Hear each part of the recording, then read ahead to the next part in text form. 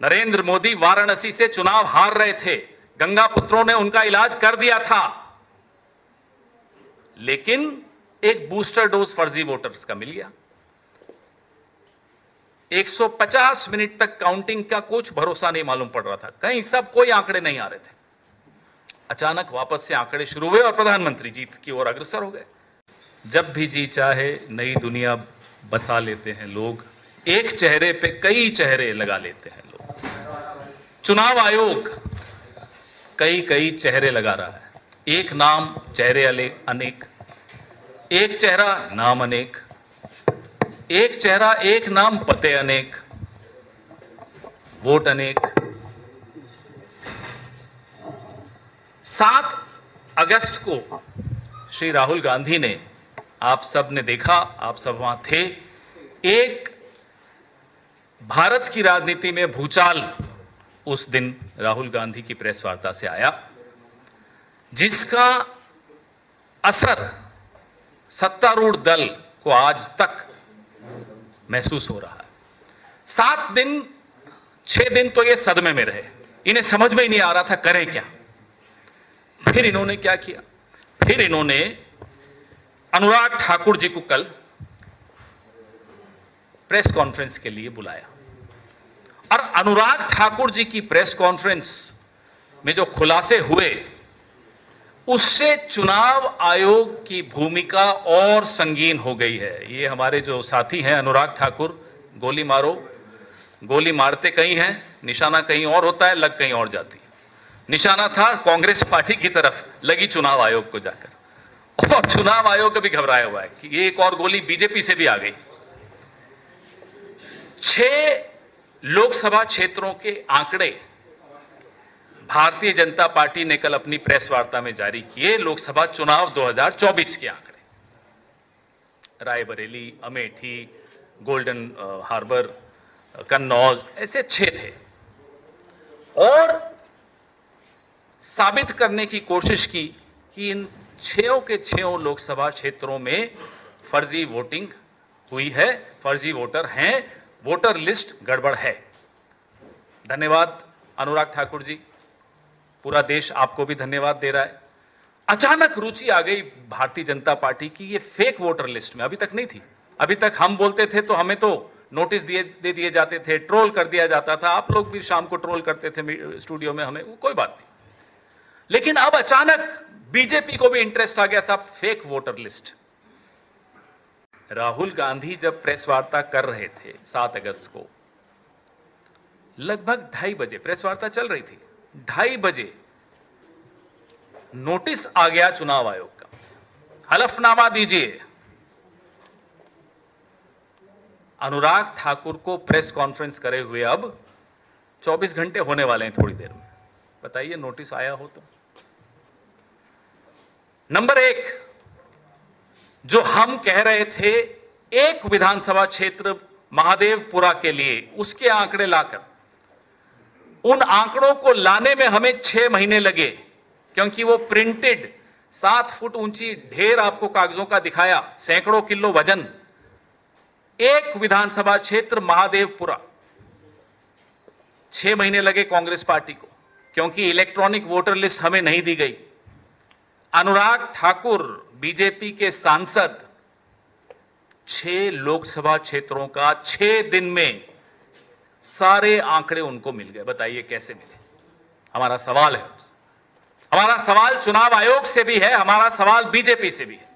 जब ये आंकड़े हैं आपके पास, जब इलेक्ट्रॉनिक वोटर लिस्ट है आपके पास, तो कांग्रेस को क्यों नहीं मिलती, विपक्ष को क्यों नहीं मिलती? अचानक कैसे मिल गई? हमें एक विधानसभा क्षेत्र के 50 बूथ के आंकड़े पढ़ के समझने में, पूरा आपके सामने प्रेजेंटेशन बनाने में 6 महीने लगे। 6 दिन में 6 लोकसभा क्षेत्रों के आंकड़े में बार बार दोहरा रहा हूं क्योंकि बहुत महत्वपूर्ण बिंदु है। इनको कैसे मिले? मतलब है चुनाव आयोग के पास, मतलब बीजेपी के पास है, विपक्ष के लिए नहीं है, जनता के लिए नहीं है, मीडिया के लिए नहीं है, सिर्फ और सिर्फ सत्तारूढ़ दल के लिए है। जो कल आंकड़े अनुराग ठाकुर ने आप सबके सामने रखे, वो एक आपराधिक सबूत है, एविडेंस ऑफ क्राइम। हम मांग करते हैं अनुराग ठाकुर से कि वो आपराधिक सबूत हमें दे दिया जाए, सारे आंकड़े हमें सुपुर्द कर दिए जाएं, क्योंकि अब आपका अपराध साबित हो चुका है। यह आपकी मिलीभगत चुनाव आयोग से तो आपने खुद साबित कर दी। अब तक तो लोगों के मन में शंकाएं थी, आपने उन शंकाओं को तथ्यों के सहारे भरोसे में बदल डाला। अब लोगों को भरोसा है कि यह मिलीभगत चल रही है। विपक्ष को नहीं मिलेंगे आंकड़े, इन्हें मिल जाएंगे। नंबर 2, अब आपके पास सारे आंकड़े आ ही चुके हैं, तो जनाब वाराणसी की पेन ड्राइव हम सब इंतजार कर रहे हैं। प्रियंका गांधी वाड्रा जी के लोकसभा क्षेत्र के लिए अनुराग ठाकुर जी हंसते हुए उछलते हुए बोलते हैं, देखिए 93,000 फर्जी वोट। भाई थोड़ा सोच लेते बोलने से पहले, जीती कितने वोटों से है? 4,10,000 वोटों से जीती हैं।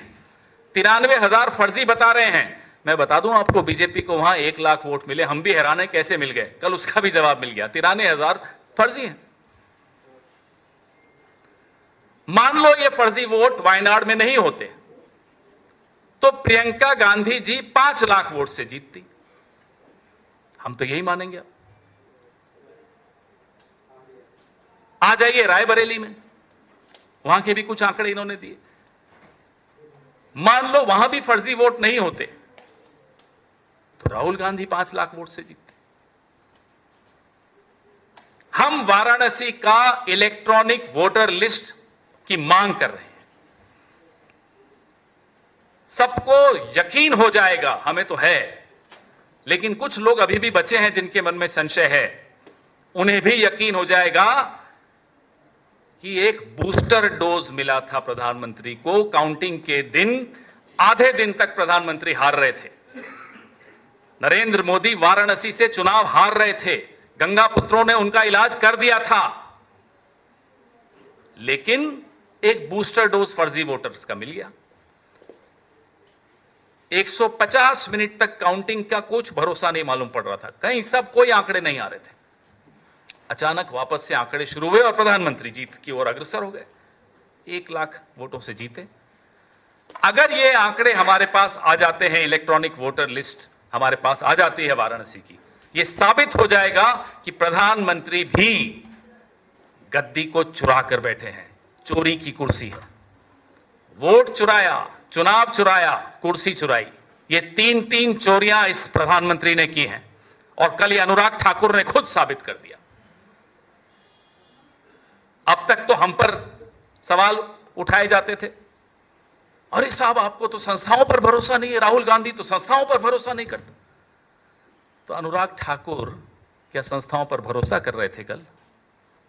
बीजेपी बोले तो बोले देखो साहब कितना अच्छा खुलासा कर दिया, वायनाड का खुलासा हो गया, रायबरेली का खुलासा हो गया, कन्नौज का खुलासा हो गया, डायमंड हार्बर का खुलासा हो गया। ये संस्थाओं पर सवाल नहीं।